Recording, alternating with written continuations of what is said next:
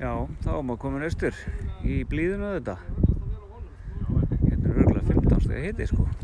Og hérna, þetta var farkosturinn, þetta skiptið, díða 40.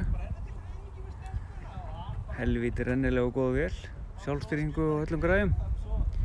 Og svona vera nú í firðinum fagra. Yndislegt.